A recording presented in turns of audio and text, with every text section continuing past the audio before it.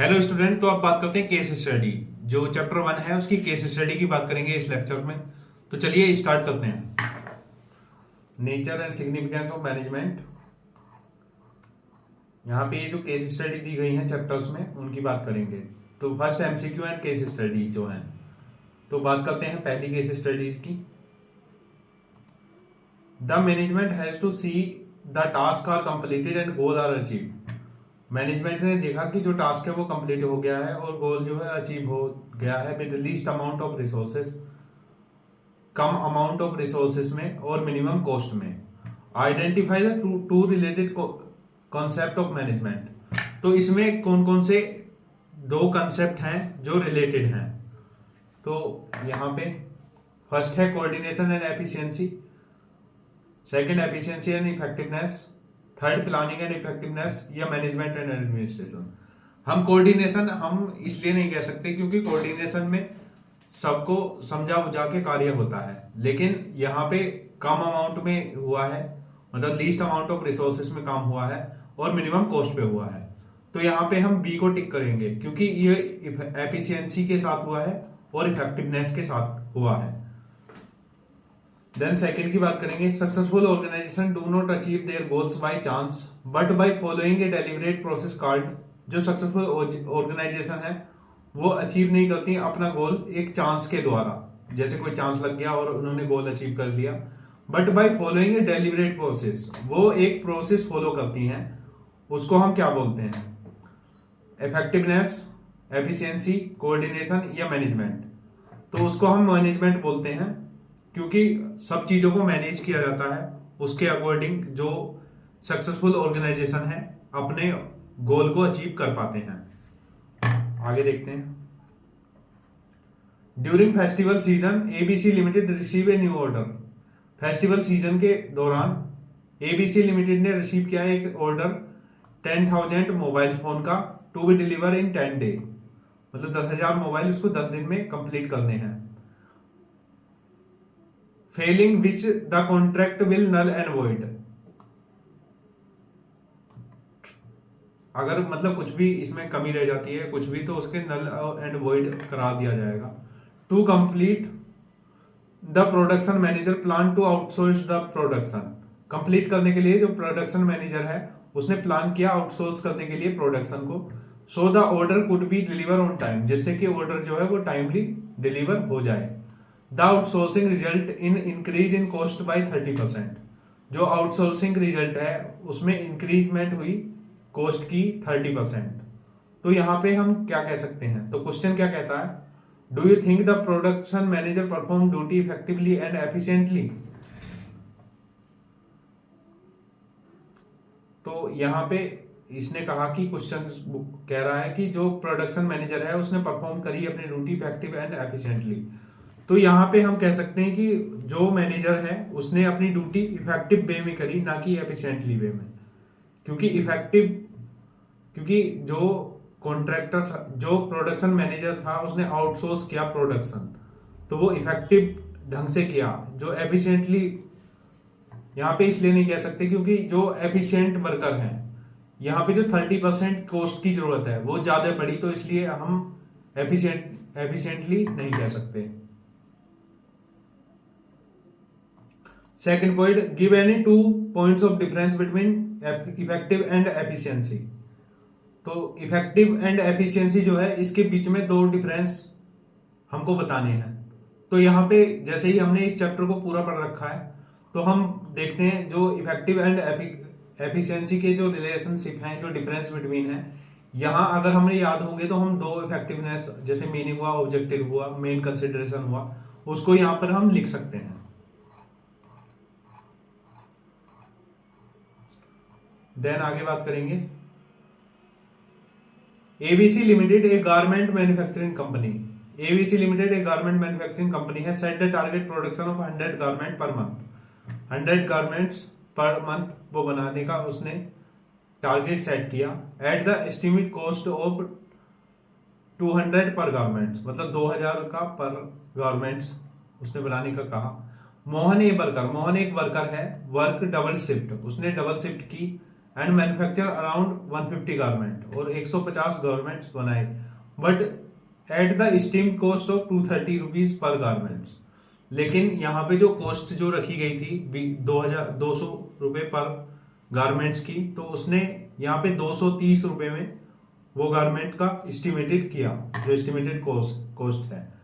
अब यहाँ पे देखते हैं, on the other hand Ravi and other worker focus on cost and handled resources very carefully. दूसरे तरफ से हम देखें तो रवि जो है एक दूसरा वर्कर है, उसने फोकस किया कॉस्ट पे और हैंडल किए resources very carefully. So he manufacture 90 garments but at the steam cost of 190 पर गारमेंट। तो उसने 90 गारमेंट्स बनाए, मतलब जो क्लोथिंग है उसने 90 पीस बनाए, जैसे हम पीस कह सकते हैं यहाँ पे, लेकिन उसने 190 का एक पीस पड़ा उसके लिए। जो थर्ड वर्कर है उसने मेंटेन किया बैलेंस और अचीव किया टारगेट 100 गारमेंट्स का, और जो एस्टीम कॉस्ट है उसकी 200 रुपये पर गारमेंट्स आई। तो यहाँ पे क्वेश्चन क्या कहना चाहता है, identify the quality process by Ravi Mohan and what they are lacking. यहाँ पे आइडेंटिफाई करना है जो क्वालिटी प्रोसेस हुआ है रवि और मोहन के द्वारा। तो रवि हमने यहाँ पे पढ़ा था, उसने क्या किया था, उसने 19 गारमेंट्स बनाए थे 190 पर गारमेंट से, और जो मोहन है, मोहन ने अपना कार्य प्रॉपर वे में किया। तो यहाँ पे मोहन इफेक्टिव है, बट रवि जो है वो उसमें एफिशिएंसी की कमी है, क्योंकि जो मोहन है उसने अपना टारगेट इजिली अचीव किया और कॉस्ट भी उसकी जो बताया था उसके उतनी ही लगी। देन बी पॉइंट में देखते हैं, what quality is processed by third worker. जो थर्ड वर्कर है उसकी क्या क्वालिटी थी। तो थर्ड वर्कर था उसने 100 गारमेंट्स बनाए और 200 पर गारमेंट्स के एस्टिमेट से बनाए। तो जैसा कहा गया था ऐसा उसने किया, तो वो इफेक्टिव भी है और एफिशिएंट भी है। Then third point, which worker is preferred by management. कौन सा वर्कर है जो प्रीफर करता है मैनेजमेंट को। तो यहाँ पे थर्ड वर्कर जो है उसने प्रीफर्ड किया मैनेजमेंट प्रोसेस को, और जो उससे बोला गया था उसने इतना ही काम किया और इफेक्टिव मैनर में एंड एफिशिएंटली मैनर में उसने वर्क कंप्लीट किया। तो यहाँ पे थर्ड पर्सन आप लिख सकते हैं। आगे देखते हैं,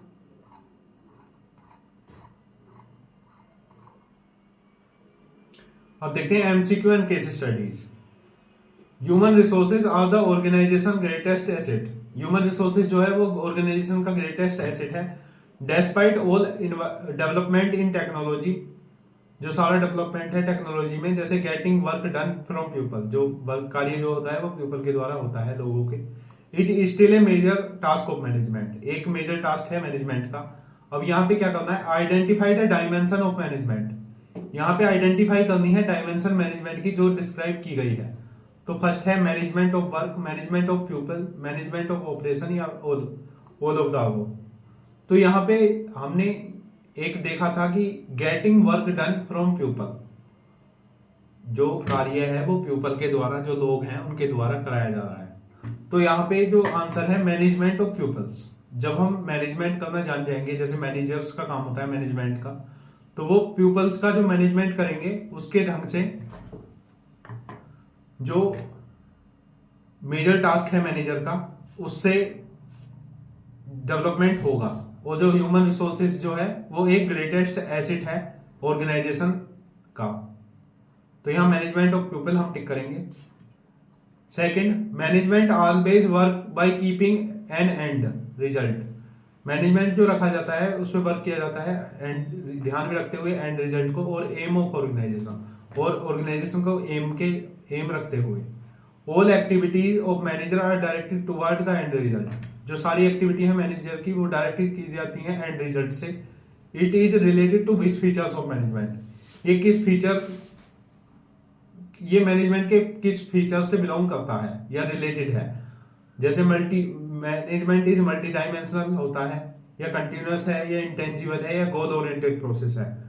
तो यहाँ पे हम कह सकते हैं कि मैनेजमेंट एक गोल ओरिएंटेड प्रोसेस है, क्योंकि मैनेजमेंट जो है हमेशा एंड रिजल्ट और एम को लेकर अपना जो प्यूपल्स हैं उनको मैनेज किया जाता है और जो वर्क है उसको कराया जाता है। तो यहाँ एक मैनेजमेंट जो है एक गोल ओरिएंटेड प्रोसेस है।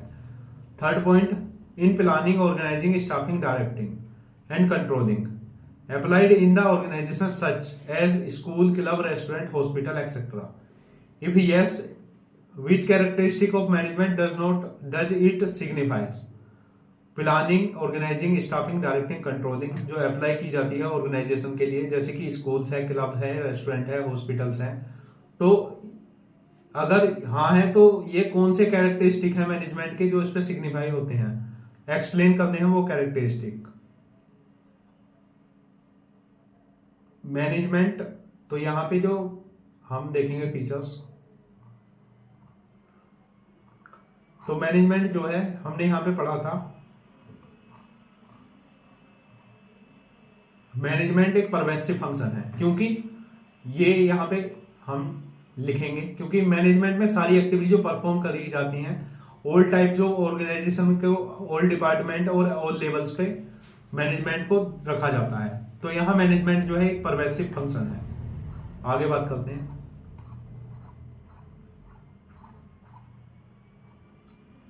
Fourth question, the task of management is to make people work toward achieving the organisation goal. जो टास्क है मैनेजमेंट का कि पीपल्स जो हैं उनको अचीव करने के लिए ऑर्गेनाइजेशन गोल्स के लिए, by making their strength effective, उनकी स्ट्रेंथ को इफेक्टिव रखा जाता है और उनकी वीकनेस को रिलीवेंट किया जाता है।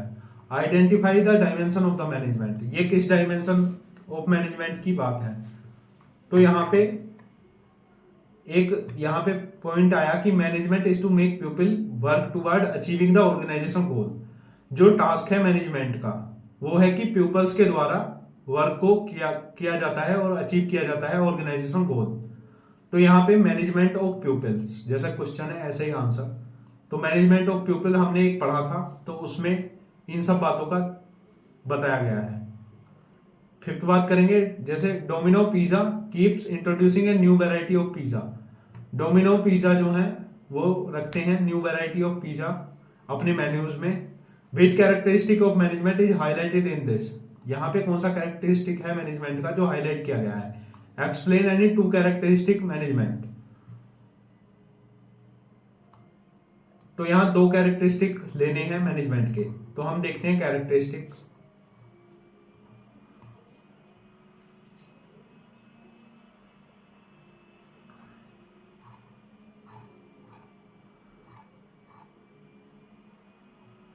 तो यहाँ फर्स्ट कैरेक्टरिस्टिक है, क्योंकि उस क्वेश्चन में बोला गया था कि स्टार्टिंग से जैसे जो वर्क होता है, जो पिज्जा कंपनी है उसने ऐड किया एक नया पिज्जा अपने मेन्यूज में, तो यहाँ पे डायनेमिक इन्वायरमेंट हो रहा है, मतलब चेंजिंग इन्वायरमेंट हो रहा है, तो इसलिए मैनेजमेंट एक डायनेमिक फंक्शन है।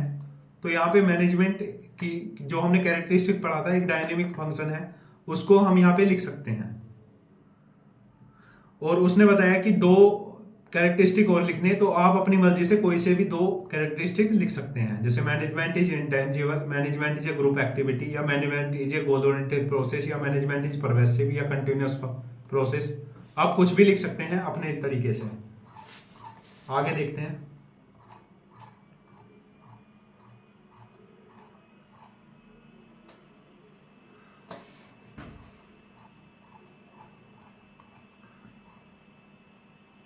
एमसीक्यू। फर्स्ट बात करेंगे on introduction of any change in the organisation. अगर कोई भी चेंज इंट्रोड्यूस हो रहा है ऑर्गेनाइजेशन में, all employ hesitate to accept change. जो सारे एम्प्लॉयज हैं वो हेजिटेट हो रहे हैं चेंज करने में।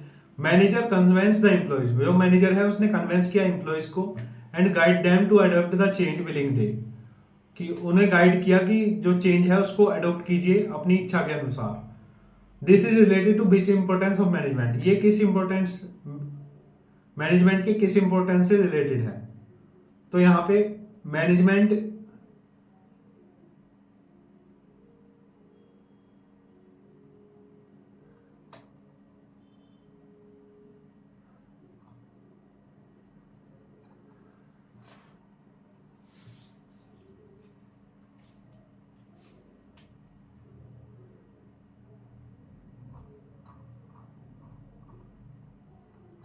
हाँ, तो अब बात करते हैं केस स्टडीज।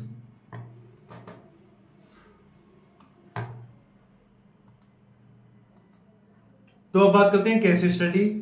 फर्स्ट एमसीक्यू देखते हैं। Radhika is engage in manufacturing on coolers by using environmental friendly method of production. Radhika engage है मैन्युफैक्चरिंग करने में जो ईर्थन कूलर्स हैं यूज करते हुए एनवायरमेंट फ्रेंडली मेथड प्रोडक्शन का। विच मैनेजमेंट ऑब्जेक्टिव इज डिस्कस्ड। तो यहाँ पे कौन सा ऑब्जेक्टिव है मैनेजमेंट का जो डिस्कस किया जाएगा। तो फर्स्ट है यहाँ पे social objective, organisational objective, personal objective या नॉन ऑफ द अबव। जैसे कि यहाँ क्वेश्चन में आपको दिख रहा है कि राधिका इंगेज है मैन्युफैक्चरिंग करने में कूलर्स को और यूज कर रही है इन्वायरमेंट फ्रेंडली मेथड। तो इन्वायरमेंट फ्रेंडली से एक क्वेश्चन आता है जैसे सोशल वेलफेयर, जैसे सोसाइटीज के लिए, इन्वायरमेंट के लिए। तो यहाँ पे सोशल ऑब्जेक्टिव का जो मैनेजमेंट का ऑब्जेक्टिव है वो यहाँ पे लिखा जाएगा। तो डेट्स इट। तो आगे second point, Ankita is started a new business of providing organic vegetable. Ankita ने स्टार्ट किया न्यू बिजनेस प्रोवाइड करने का organic vegetable and fruits although she is not having many competitor. मतलब वो देखती है ज्यादा कॉम्पिटिटर नहीं है इस मार्केट में, बट स्टिल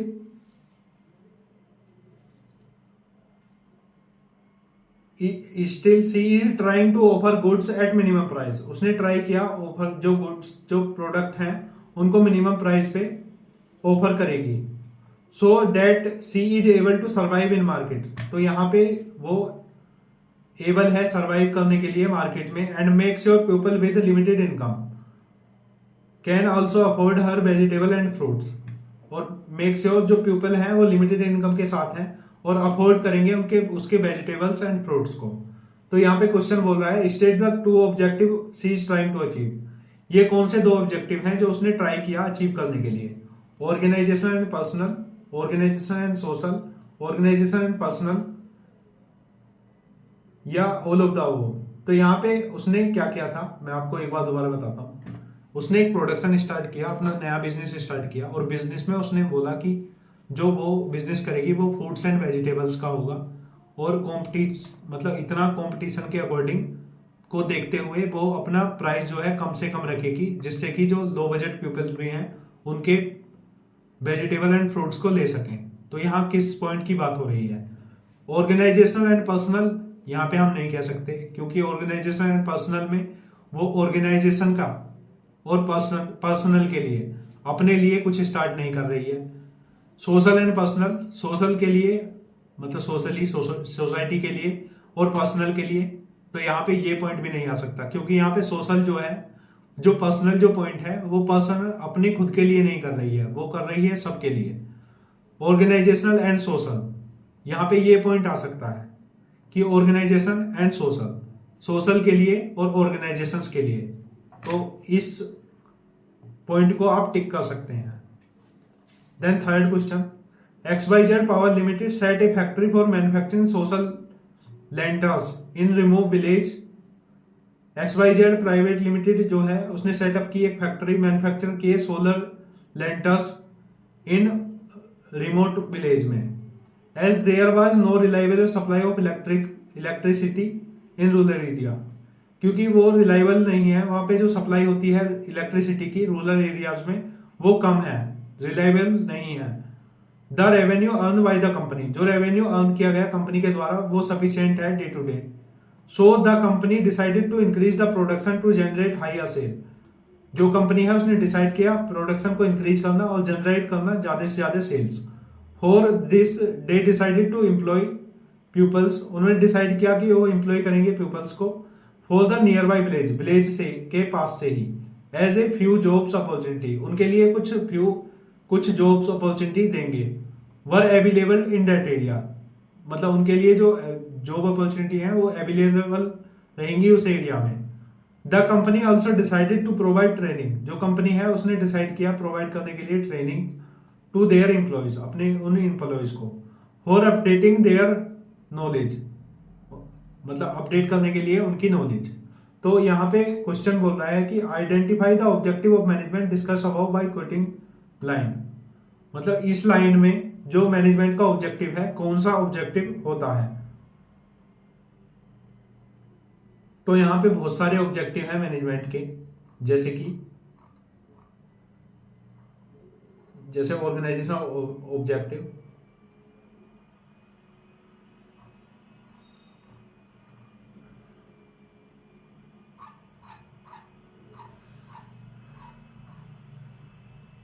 जैसे यहाँ पे ऑब्जेक्टिव हो सकते हैं, ऑर्गेनाइजेशन ऑब्जेक्टिव में हो सकता है सोशल ऑब्जेक्टिव हो सकता है, और यहाँ पे पर्सनल ऑब्जेक्टिव हो सकता है।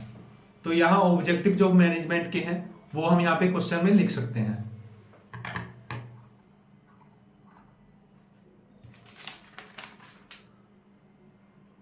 देन आगे बात करते हैं आप।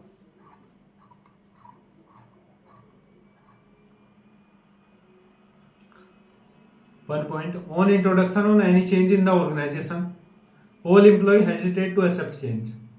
जो नया चेंज आया ऑर्गेनाइजेशन में उसके लिए सारे एम्प्लॉय जो हैं वो हिचकिचा रहे हैं उसको चेंज को करने में। मैनेजर ने कन्वेंस किया एम्प्लॉयज को और गाइड किया उनको कि वो जो चेंज है उसको अडेप्ट करें अपनी इच्छा अनुसार। It is related to which importance of management, ये रिलेटेड है कौन से मैनेजमेंट से। तो management help in achieving group goals, तो मैनेजमेंट जो हेल्प करता है ग्रुप अचीव करने में ग्रुप का गोल्स, या मैनेजमेंट इंक्रीज करता है एफिशिएंसी, या मैनेजमेंट क्रिएट करता है एक डायनेमिक ऑर्गेनाइजेशन, या मैनेजमेंट हेल्प करता है अचीव करने में पर्सनल ऑब्जेक्टिव। तो यहाँ पे जैसे ये मैनेजमेंट हेल्प करता है अचीव करने में ऑर्गेनाइजेशन गोल, और सेकंड में इंक्रीज होती है उससे एफिशिएंसी। लेकिन यहाँ पे हमने बात की कि क्वेश्चन में स्टार्टिंग में आया कि यहाँ पे कुछ चेंज आया है, उसको अडॉप्ट करने के लिए जो एम्प्लॉयज हैं वो हेजिटेट हो रहे हैं, लेकिन मैनेजर ने उन्हें गाइड किया कि अडॉप्ट करें वो चेंज। तो यहाँ जैसे चेंज का नाम आता है तो चेंज का मतलब है कि management create a dynamic organisation. तो डायनेमिक मतलब चेंजिंग ऑर्गेनाइजेशन। तो यहाँ पे management create a dynamic organisation आप टिक कर सकते हैं। Second point, ABC limited is running a chain of fast food restaurant in India. ABC limited ने रन करी एक चेन फास्ट फूड रेस्टोरेंट की इंडिया में।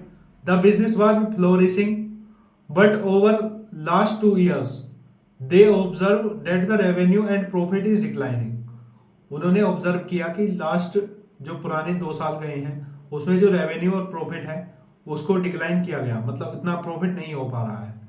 The management observe that with the entry of new fast food, जो management है उसने observe किया कि यहाँ पे कुछ नए फास्ट फूड जो हैं उनको उस चेन में जोड़ा जाए जो फ्रॉम अक्रॉस द वर्ल्ड है। That the people are shifting to these restaurant, जिससे जो पीपल हैं उस रेस्टोरेंट में शिफ्ट करें।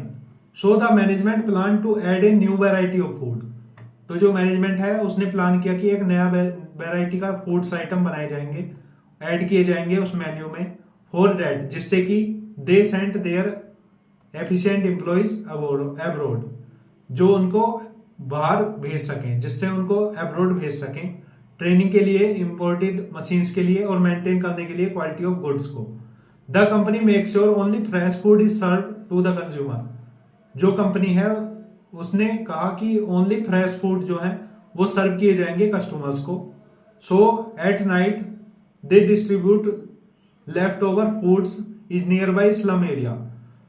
सो एट मतलब नाइट में वो उसे डिस्ट्रीब्यूट करेंगी जो फूड है पास के स्लम एरियाज में।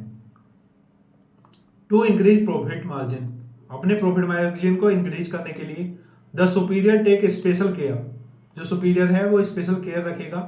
Date there is minimum wastage, जिससे कि उसका कम से कम वेस्टेज हो और मैक्सिमम यूटिलाइजेशन ऑफ रिसोर्सेज, और रिसोर्सेज का मैक्सिमम यूटिलाइजेशन हो। तो हमने क्या देखा कि एबीसी एक कंपनी है, उसने अपना फास्ट फूड रेस्टोरेंट ओपन किया, तो पिछले 2 साल में वो इतना अच्छा अचीव नहीं कर पा रही है, मतलब जो प्रॉफिट है, रेवेन्यू है, वो इतना अच्छा नहीं मिल पा रहा है। तो एबीसी लिमिटेड ने अपना क्या किया कि उसने जो वैरायटी है उसमें कुछ नए और फास्ट फूड को ऐड किया, जिससे कि वो उन फास्ट फूड को अब्रोड भेज सके, और जो बचा हुआ है उसको एट नाइट जो रूरल एरिया है उसके लिए रात में भेज सके। तो इसको अपने प्रॉफिट इंक्रीज करने के लिए जो सुपीरियर्स हैं उन्होंने मिनिमम वेस्टेज रखा और प्रॉपर यूटिलाइजेशन ऑफ रिसोर्सेज रखा उसको। तो अब देखते हैं क्वेश्चन क्या कहना चाहता है। Identify the 3 points of importance from the above para. तो यहाँ पे 3 इंपॉर्टेंस देने हैं मैनेजमेंट के। तो जैसे ही हम देखते हैं यहाँ पे क्वेश्चन आता है इंपॉर्टेंस ऑफ मैनेजमेंट, तो यहाँ पे हम सिंपली लिख सकते हैं जो इंपॉर्टेंस है मैनेजमेंट के। अभी मैं आपको दिखाता हूँ। जैसे इंपॉर्टेंस ऑफ मैनेजमेंट है, यहाँ हम कोई से भी 3 लिख सकते हैं, जैसे create dynamic organisation, helping achieving organisation objective, या हेल्पिंग अचीविंग ग्रुप गोल्स। तो इन तीनों को ही हम यहाँ पे लिख सकते हैं। अब आगे देखते हैं नेक्स्ट केस स्टडी में।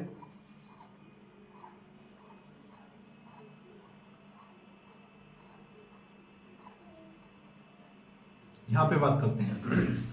इन order to become a lawyer one has to register himself as a member of Bar Council of India.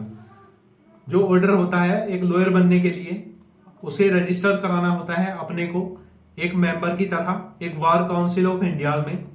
Which features of the profession being revealed. यहाँ पे कौन सा फीचर है प्रोफेशन का जो रिवील हुआ? Restrict entry, ethical codes of conduct, service motive, या presence of professional association.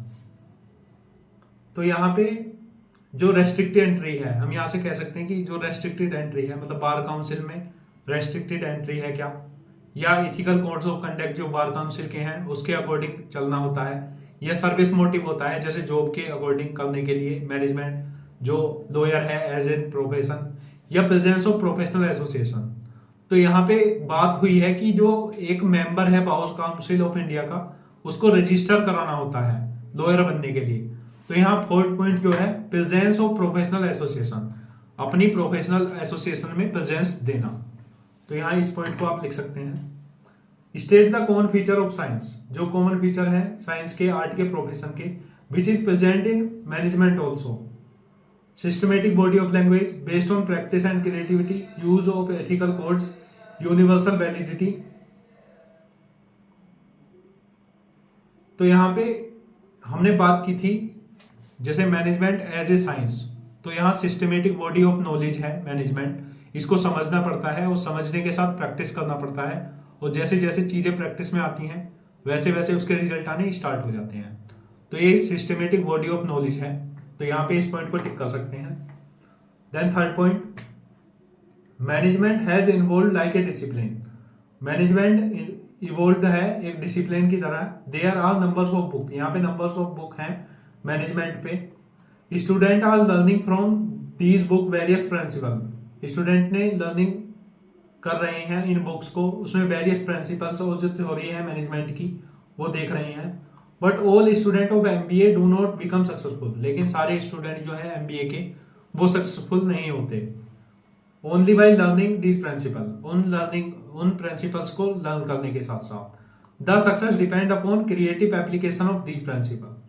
जो सक्सेस है वो डिपेंड होती है कि आप कुछ ना कुछ क्रिएटिव करते रहें प्रिंसिपल्स के साथ में, मतलब प्रैक्टिकलिटी आप करते रहें।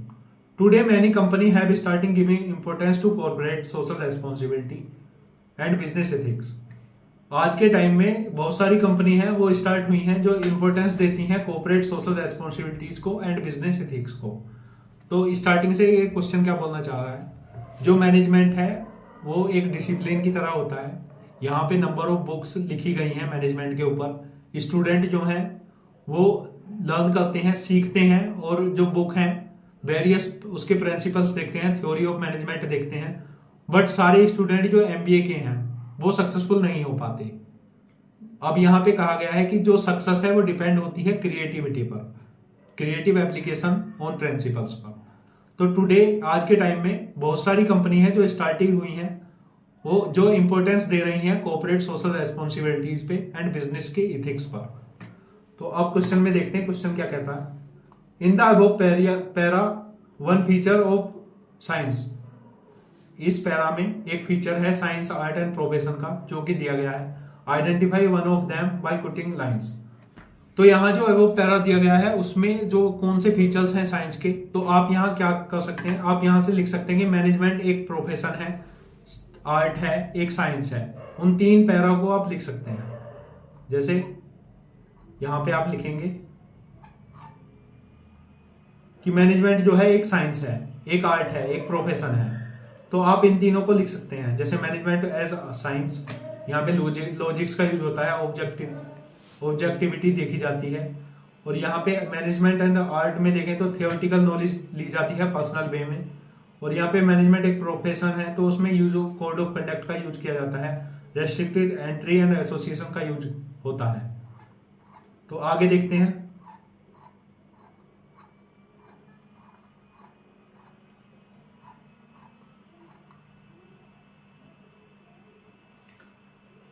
First, as middle level of management make sure the department has to necessary personnel और employees.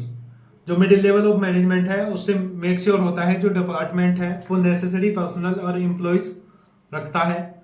Which levels of management make sure right number of workers.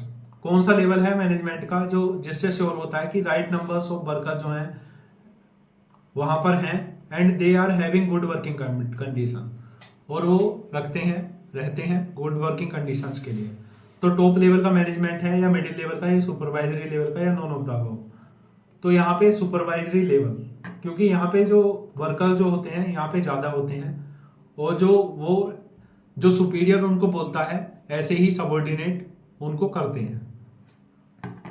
If superintendent belong to a supervisory level of plant superintendent, एक superintendent है उसने belong किया supervisory level से, जो plant superintendent है will belong to, यहाँ पे टॉप लेवल की बात हो रही है, मिडिल लेवल की बात हो रही है, या कौन से की बात हो रही है? तो यहाँ सुपरिटेंडेंट से बात कर रहा है, तो यहाँ पे मिडिल लेवल की बात हो रही है। आशुतोष जोइनिका was working as X limited. जो आशुतोष जियोनिका है वो वर्क करता है एक एक्स लिमिटेड कंपनी में। एक कंपनी मैन्युफैक्चरिंग एयर प्योरीफायर्स, ये एक कंपनी है जो मैन्युफैक्चर करती है air purifiers. He found that the profit had started decline. उसने पाया कि जो प्रॉफिट है वो डिक्लाइन हो रहा है पिछले 6 मंथ से, मतलब जो प्रॉफिट है वो नहीं मिल रहा है। Profit has an application for the survival. जो प्रॉफिट है वो एप्लीकेशन है सर्वाइवल के लिए। सो ही एनालाइज द बिजनेस एनवायरनमेंट। उसने एनालाइज किया कि बिजनेस एनवायरनमेंट है जो फाइंड आउट करने के लिए कौन से रीजन जिससे कि प्रॉफिट डिक्लाइन हुआ है। तो क्वेश्चन क्या कहता है? Identify the level of management at which Ashutosh जियोनिका वाज वर्किंग। कौन सा लेवल है मैनेजमेंट का जिससे जो आशुतोष जियोनिका जो नाम है उनका वो वर्क कर रहे हैं। तो यहां पे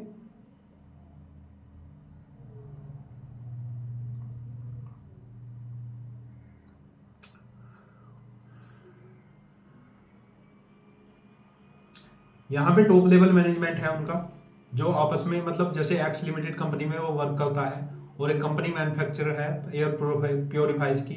यहाँ पे प्रॉफिट हमें देखने को नहीं मिल रही। तो यहाँ पे जो लेवल है जो आशुतोष है उसका लेवल जो है वो टॉप लेवल मैनेजमेंट से डील करता है। Then B point state 3 function of being perform by Ashutosh जियोनिका। यहाँ पे 3 फंक्शंस लिखने हैं जो परफॉर्म करते हैं आशुतोष।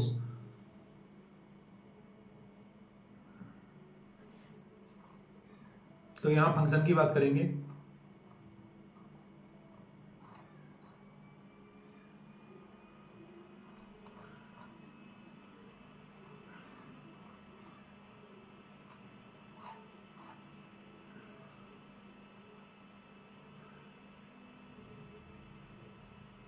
तो टॉप लेवल मैनेजमेंट के फंक्शन की बात करेंगे। टॉप लेवल मैनेजमेंट ये फंक्शंस हैं उसके टॉप लेवल मैनेजमेंट के। First, determine the objective of the enterprises, framing the plan and policy, organising objective is perform by all level at middle level, person working at middle levels. तो यहाँ पे हम इनको सबको लिख सकते हैं टॉप लेवल मैनेजमेंट में। आगे बात करते हैं।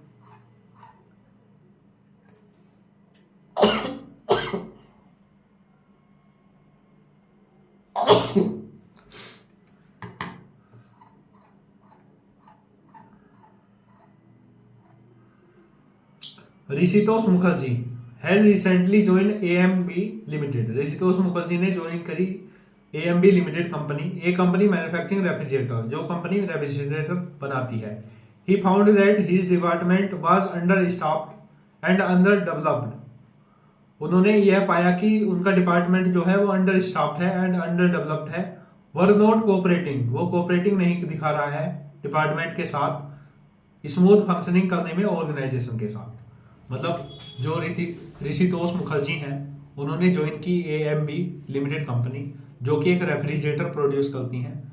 तो उन्होंने यह पाया कि जो स्टाफ है उनका और जो डिपार्टमेंट है वो आपस में कोऑपरेशन नहीं दिखाते हैं, जो जिससे कि जो फंक्शन है ऑर्गेनाइजेशन जो है वो स्मूथली रनिंग नहीं कर रहा है।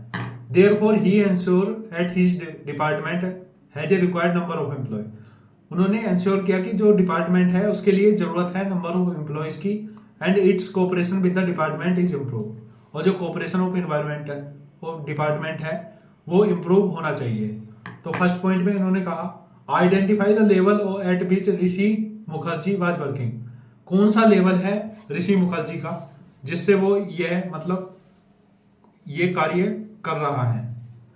तो यहां पे ऋषितोष मुखर्जी का मतलब है यहाँ पे ये मिडिल लेवल ऑफ मैनेजमेंट का पर्सन है जो कि वो चाहता है मतलब कर रहा है, जिसने सुपरविजन किया कि जो पर्सन जो है वो ठीक से काम नहीं कर पा रहे हैं और मतलब कोऑपरेशन नहीं दिखा पा रहे हैं। तो मिडिल लेवल का पर्सन है वो। B point also states 3 function required by perform ऋषितोष Mukherjee at this level। तो जैसे हमने स्टार्टिंग में बात की कि मिडिल लेवल का पर्सन है ऋषितोष, तो अब मिडिल लेवल के यहाँ पे 3 फंक्शन हमको लिखने होंगे। तो जैसे फंक्शंस हैं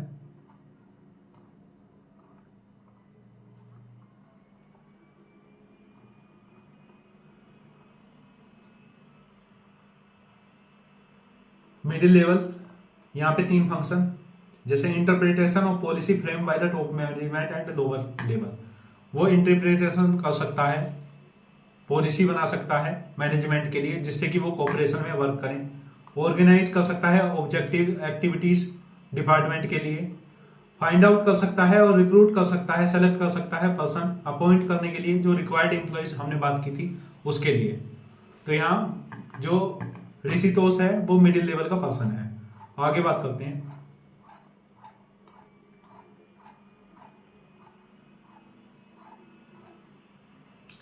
first point, it bridges the gap between where we are और where we want to go.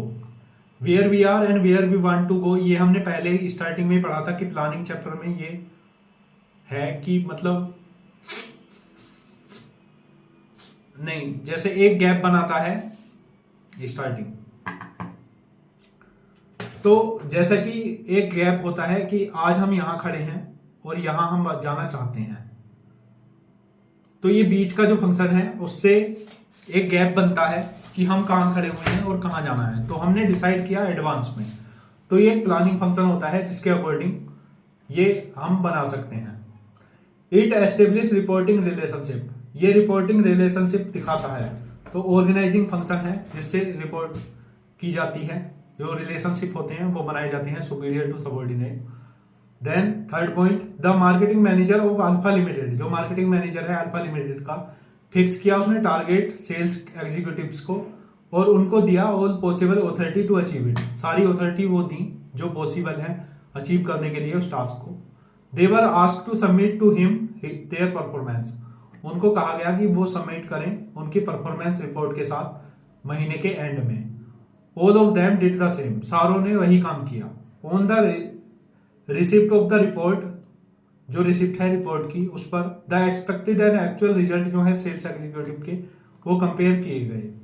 On the basis of future course of action was decided, तो वहां जिन पे मतलब जो फ्यूचर कोर्स ऑफ एक्शन है वो डिसाइडेड किया गया। The sales executive also wrote in the report the exception of the customer from the company, जो सेल्स एग्जीक्यूटिव हैं उन्होंने रिटन किया कि उनकी रिपोर्ट पर जो एक्सेप्टेशन है कस्टमर्स की कंपनी के द्वारा। The majority of them had written that they wanted to company to cooperate in the construction, जो मेजॉरिटी हैं उस पे लिखा गया कि उन्होंने देखा कि जो कंपनी है कॉरपोरेशन से वो कंस्ट्रक्शन करना चाहती है धर्मशाला उस पर, या जो गोइंग उस सिटीज में।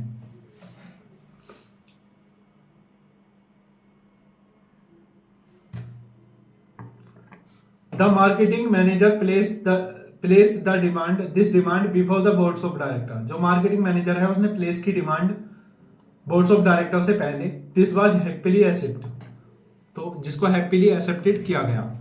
तो यहाँ पे क्या बात हुई थी, जो मार्केटिंग मैनेजर है अल्फा लिमिटेड का, उसने फिक्स किया टारगेट सेल्स एग्जीक्यूटिव्स को, और उनको जो पॉसिबिलिटी, जो सारी अथॉरिटी है वो दी गई, जो पॉसिबल अथॉरिटी है वो दी गई। तो यहाँ पे सारे जो पर्सन्स हैं, सेल्स एग्जीक्यूटिव्स हैं, उन्होंने सबमिट किया अपना performance report at the end of the month और उन्होंने वही सेम कार्य किया गया। उस जो रिसिप्ट है रिपोर्ट की, उस पे एक्सेप्टेड किया गया जो एक्चुअल रिजल्ट है सेल्स एग्जीक्यूटिव का, और उसे कंपेयर किया गया फ्यूचर कोर्स ऑफ एक्शन से। जो सेल्स एग्जीक्यूटिव है उसने रिपोर्ट किया कि अपनी रिपोर्ट में लिखा जो एक्सेप्टेशन है कस्टमर्स को कंपनी से, जो मेजॉरिटी है उन्होंने रिटन डाउन किया कि वो चाहते हैं कंपनी में कोऑपरेशन बना रहे कंस्ट्रक्शन साइट में, जैसे धर्मशाला या कोई भी सिटीज में। जो मार्केटिंग मैनेजर है उसने प्लेस किया ये demand before the boards of director से पहले, तो ये हैप्पीली एक्सेप्टेड हुआ था। Then identify the function of management highlighted in the above para by quoting relevant lines. जो फंक्शन ऑफ मैनेजमेंट है उनकी बात यहाँ पे कहा गया है कि कौन सा फंक्शन ऑफ मैनेजमेंट है। तो यहाँ पे ऑर्गेनाइजिंग फंक्शन है जिसके द्वारा ये सब किया जाएगा, क्योंकि ऑर्गेनाइजिंग फंक्शन जो होता है उसमें जो प्लानिंग है, प्लानिंग में हम स्टार्टिंग में डिसाइड करते हैं कि हमको करना क्या है, हमें जाना कहाँ है। ऑर्गेनाइजिंग फंक्शन में हम, जैसे एक एग्जांपल है ऑर्गेनाइजिंग फंक्शन में, तो उनको जॉब रोल्स, मतलब जैसे कोई भी फंक्शन हुआ, एक जैसे स्कूल ही है, अगर उसमें कोई फंक्शन होता है तो उसमें जो स्टूडेंट हैं, जो टीचर हैं, जो एचओडी हैं या कोऑर्डिनेटर्स हैं या प्रिंसिपल हैं, उनको टास्क दिया जाता है, उसके अकॉर्डिंग वर्क किया जाता है। तो यहाँ पे भी ऑर्गेनाइजिंग फंक्शन जो है वो यहाँ पे इन्वॉल्व हो रहा है, क्योंकि यहाँ पे जो है जो मैनेजर था, मार्केटिंग मैनेजर, उसने एक टास्क दिया अपने सेल्स एग्जीक्यूटिव्स को, तो सेल्स एग्जीक्यूटिव्स ने उनको सेम मतलब उसी ढंग से करा, और आने वाली बोर्ड मीटिंग से पहले उन्होंने डिसाइड किया कि हमारे जो कस्टमर्स हैं, मतलब जो कंपनी से क्या चाहते हैं। तो ये एक ऑर्गेनाइजेशन फंक्शन का पार्ट है। देन 1.8 की बात करेंगे, आगे की बात करेंगे या केस स्टडीज।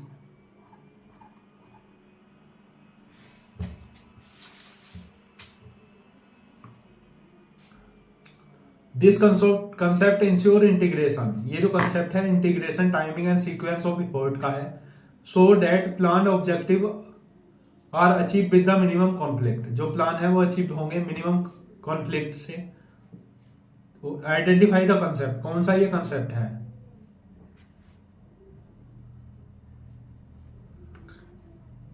ये एक कोऑर्डिनेशन का कंसेप्ट है, क्योंकि जो integration, timing and sequence of effort है, जैसा प्लान किया गया ऐसे ही किया गया।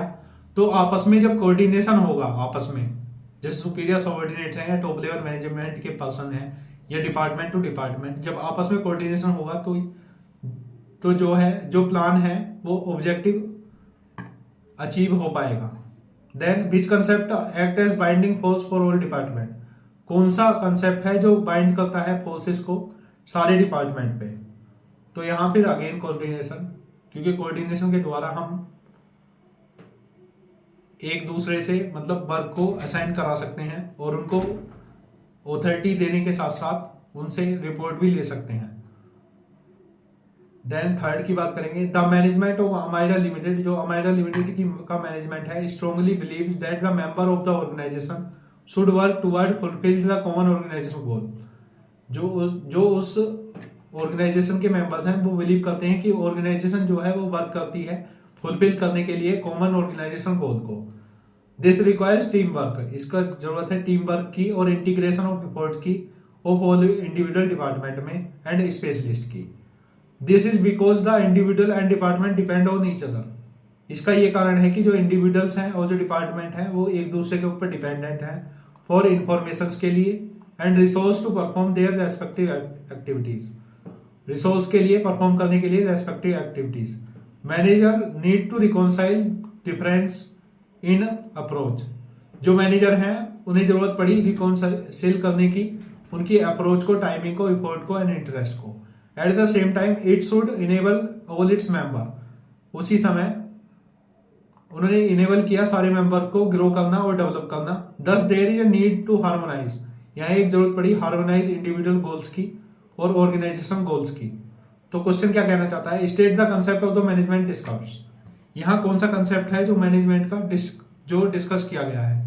तो यहाँ अगेन कोऑर्डिनेशन की बात करेंगे हम, क्योंकि कोऑर्डिनेशन के द्वारा हम जो भी वर्क है उसको असाइन कर सकते हैं, जो इम्प्लॉयज हैं उनको मोटिवेट कर सकते हैं, और जो इफोर्ट है, टाइमिंग है, उस सबको कोऑर्डिनेशन के द्वारा हम कर सकते हैं।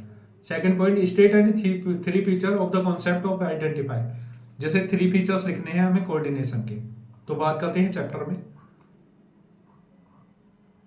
फीचर्स ऑफ कोऑर्डिनेशन क्या क्या है। इंटीग्रेट करता है ग्रुप इफोर्ट्स को, एंश्योर करता है यूनिटी ऑफ इफोर्ट को, और एक कंटिन्यूस प्रोसेस है। अगर आपने जो क्विक रिवीजन है आगे जैसे हम देखेंगे तो उसमें एक चार्ट फ्रेम में दिया गया है कि हमको चैप्टर को कैसे लर्न करना है, कैसे सीखना है हमें चैप्टर से। तो ये फीचर्स ऑफ कोऑर्डिनेशन यहाँ पे आप लिख सकते हैं। देन आगे बात करेंगे दैट्स इट। केस स्टडी यहाँ पे सारी कंप्लीट होती हैं। अब उसके बाद हम देखेंगे क्विक रिवीजन। तो क्विक रिवीजन में हम बात करेंगे शॉर्ट नोट कि मतलब चैप्टर जो है वो क्या कहना चाहता है इन शॉर्ट फॉर्म में। तो दैट्स इट, थैंक यू।